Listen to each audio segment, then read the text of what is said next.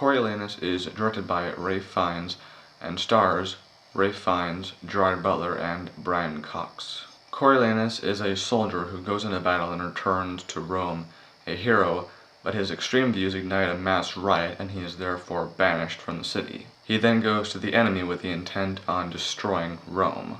This is based off of a Shakespeare play, one that I haven't even heard of until I saw the preview for this film. I found myself quite turned off with this movie within the first 5 minutes, and it was due to two things: the directing and editing.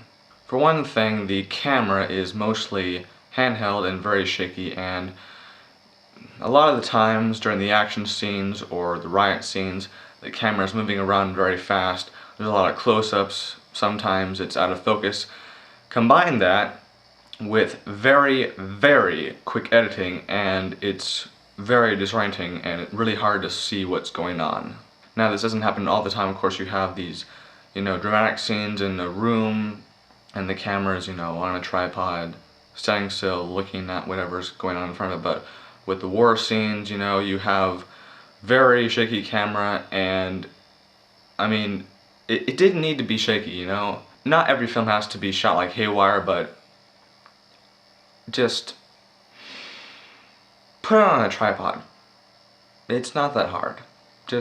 I don't mean to bitch about Ralph Fiennes' directing specifically, but seriously, you don't have to shake the camera to make a good action scene. You just don't.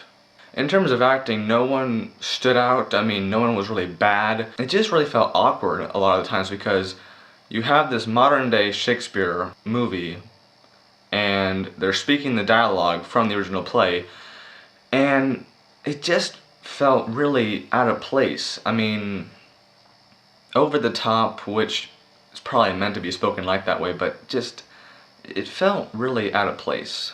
And I'm not sure what it is, but it seems to me like every other film that I go and see at this theater that plays these art house films, every other one that I go see seems to always have a scene where somebody cuts their wrist. I mean, why?